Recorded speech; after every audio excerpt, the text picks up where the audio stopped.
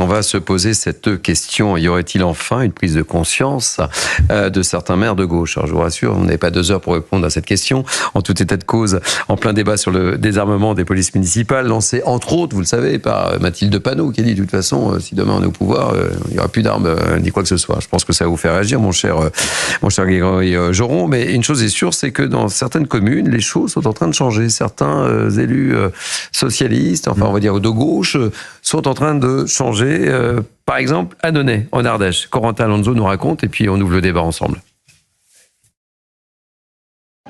Équipés jusqu'à présent d'un bâton de défense et de gaz lacrymogène, les 12 policiers municipaux d'Annonay patrouilleront dans quelques mois avec un revolver.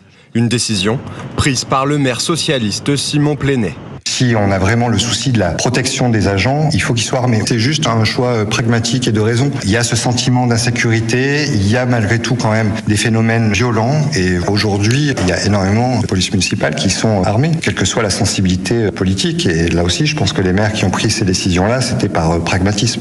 Comme lui, d'autres maires de gauche ont déjà franchi le pas, comme à Hendaye, Saint-Nazaire ou Saint-Ouen. Les écologistes, en revanche, y sont fermement opposés. Pourtant, Pierre Urmic, maire de Bordeaux, avait assumé son volte-face en novembre en acceptant finalement d'armer une brigade spécialisée. La sécurité dans une ville, c'est d'abord la police nationale, c'est-à-dire c'est la sécurité publique et la compétence de l'État, mais le maire n'a pas à se dérober, je ne pense pas l'avoir fait. Moi, je suis très attaché à une coproduction de la sécurité en ville. Selon les derniers chiffres du ministère de l'Intérieur, 58% des policiers municipaux étaient armés en 2022. Grégory Joron, je suppose que vous êtes en train de vous dire, il était temps. Alors attendez, on va pas... 28%. Oui, ouais. On va pas s'enflammer non plus ce soir, mais c'est déjà un signe, ça bouge. Oui, alors, je trouve le discours du maire d'Annonay, pour le coup, très juste. Ceux qui prétendent à vouloir déjà les désarmer ou à pas les armer, je pense que vraisemblablement, on vit pas dans le même monde. Depuis 2015... un uniforme sur la voie publique. On sait que le terroriste va pas prendre le temps de savoir si c'est la police municipale ou la police nationale. À partir de là, on arme les agents, ça me semble être une évidence. Et je vais même plus loin, on les arme aussi de moyens intermédiaires, parce que là, on voit un bâton de défense, une gazeuse, il y a plein d'autres moyens intermédiaires qui seront utiles, d'autant que les policiers... Il n'y a pas de débat pour vous, il faut. Ah non, aujourd'hui, vu les faits que nous commentons régulièrement sur nos émissions, les polices municipales se renforcent aussi. Bon, c'est un sujet, mais globalement, il y a 25 000 agents de police municipale. C'est potentiellement des forces primo-intervenantes. On le sait à Nice, sur la basilique et l'attentat. Et heureusement qu'il y a les 2 policiers municipaux armés. Exactement. Vous avez raison de le rappeler. Donc c'est des vrais sujets de fond. Et je pense qu'aujourd'hui, de manière très pragmatique, il n'y a pas de débat. Louis de Ragnel, pourquoi cette prise de conscience?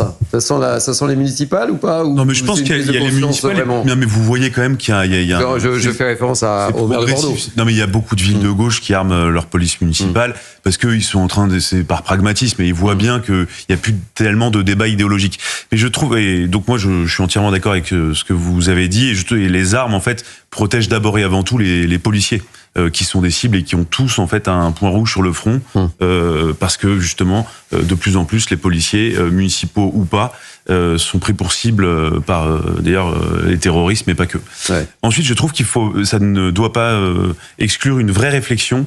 Je trouve sur aujourd'hui il y a quand même un idéal qui est plus du tout satisfait en France, c'est-à-dire que selon l'endroit où vous vous trouvez, selon la sensibilité du maire, eh bien votre sécurité est assurée ou pas de manière très très inégale parce qu'il y a un maire qui a mis le paquet, puis vous traversez une rue et un maire pour qui c'est absolument pas un sujet, et donc il y a moins de policiers municipaux, ou alors il y en a pas du tout, ou alors ils se font pas armer. Vous pensez pas à certaines villes là quand vous exprimez? Non, mais il y a les sujets ville de Grenoble, ville de Nantes, Lyon. Arrêtez de parler de Nantes, s'il vous plaît. Non, et en fait, d'autres villes. Je trouve quand même ça pose un vrai problème. C'est que la police, la police nationale, il y a beaucoup de préfets qui, par exemple, disent au maire, allez-y, vous avez un problème de sécurité, il faut recruter beaucoup plus de policiers municipaux. Et je trouve qu'il faudrait recruter en fait réellement beaucoup plus de policiers nationaux, parce qu'on voit bien que les missions de la police municipale maintenant sont en train de glisser vers les. On a un petit problème de budget. Oui, mais en fait, le coût pris en charge par les communes, il pourrait pourrait être pris. Enfin, les communes pourraient tout à fait participer à l'effort de sécurité et que l'État, en fait, la puissance de l'État, soit mieux répartie et soit plus importante en matière de sécurité. François Pupponi. Moi, j'ai été maire socialiste de Sarcelles et j'ai armé la police municipale. C'était en 2015. Hein. Après les attentats... Vous n'avez même pas posé la question. Hein. Alors, non, les agents de la police municipale sont venus me voir en disant « Vous êtes bien sympathique, vous nous demandez d'aller protéger les lieux de culte, les synagogues, etc. On est avec l'opération Sentinelle, les militaires qui sont là, et nous, on est les mains dans les poches. » Donc, on y va pas. Ils sont venus avec un gilet pare-balles municipal qu'on leur avait payé. Et ils avaient été dans un stand de tir, ils avaient tiré avec l'arme longue. Quand ils m'ont amené le gilet pare-balles coupé en deux, ils m'ont dit, et voilà comment on est protégé. Donc j'ai compris que c'était pas possible. Mais comme on ne l'avait pas mis dans le programme, j'ai fait faire un référendum local. Et c'est dans les quartiers les plus... Alors, le oui a été majoritaire, largement. Et c'est dans les quartiers populaires de Sarcelles que le oui a été le plus majoritaire. C'est-à-dire que là où les gens étaient le plus confrontés à la sécurité. Et donc, on les a armés, dotés de gilets pare-balles dignes de ce nom. Et sincèrement, alors, il y a une nouvelle génération d'élus au SPVS qui arrive. Ils commencent à comprendre que on a perdu un peu de temps. Mais si vous voulez protéger vos agents et votre population, il n'y a même pas de débat. Julien Drey. Il n'y a plus de débat à avoir aujourd'hui. Il y a pas du point de vue du Parti socialiste, camarade en témoigne, la question a été largement réglée depuis longtemps. Pour nous, à l'époque, dans le Parti socialiste de l'époque, l'armement des polices municipales découlait de la dégradation de la situation, la participation des collectivités locales pour aider à la coproduction de sécurité, puisque c'est le terme. Bon, par exemple, la région Île-de-France était la première à financer des commissariats de police pour permettre justement qu'il y ait des policiers nationaux qui viennent dans un certain nombre de villes. Cette question-là, normalement, ne faisait plus débat. Alors c'est vrai qu'elle ressurgit à partir des prises de position idéologiques d'une partie de la gauche radicale autour de la France insoumise et des Verts. Alors les Verts, ils sont contre, en termes de sécurité, ils sont contre tout. C'est un principe de base, ils sont contre tout au départ. Voilà, moi, j'ai passé des heures à la région Île-de-France à leur faire admettre que la vidéosurveillance était intéressante. Au bout d'un mandat, ils ont commencé à pouvoir accepter que finalement, évidemment, c'était pas l'alpha et l'oméga, la vidéosurveillance, mais ça a aidé. Ça aidait pas pour prévenir, d'ailleurs, souvent. Ça a aidé pour, après, pouvoir mener des enquêtes. Évidemment, on l'a vu un certain nombre de fois. Alors, donc, et c'est vrai que vous avez une minorité qui est complètement décalée parce qu'elle ne vit pas dans ces quartiers-là. Elle ne vit pas, elle ne connaît pas l'insécurité. Et le témoignage est clair, c'est-à-dire dans les quartiers populaires, les gens, eux, ils la vivent, l'insécurité, et de manière extrêmement violente. Et donc, ils ont besoin d'être protégés. Et ils ont besoin d'avoir une police municipale qui n'a pas peur, quand elle rentre dans un quartier, d'être pris en cible, comme c'était souvent le cas auparavant. Voilà.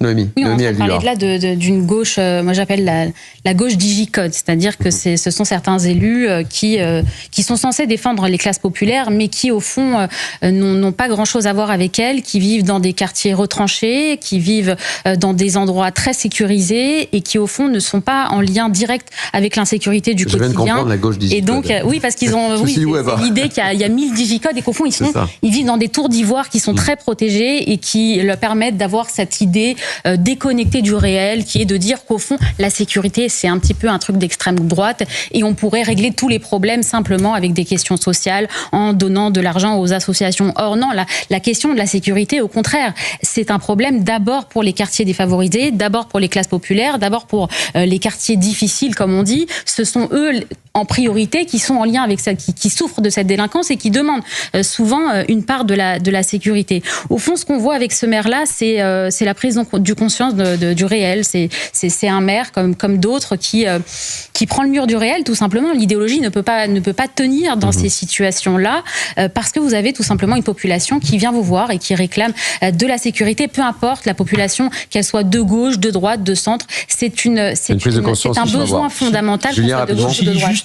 Le débat, pour une fois, Louis va être étonné, je suis d'accord avec lui. Il y a un débat derrière sur la complémentarité entre la police nationale et la police municipale. Il faut c'est un énorme équilibre. Et le danger, c'est qu'effectivement, l'État se serve de l'armement des polices municipales pour se désengager et moins recruter de fonctionnaires de police nationale, etc. Donc il faudra trouver un équilibre réel parce que les municipalités, elles les payent, les policiers. Oui, et ça se passera bien dans une ville riche qui est capable d'investir, d'embaucher. Et dans les villes les plus défavorisées qui ne pourra pas, là il y aura une différence.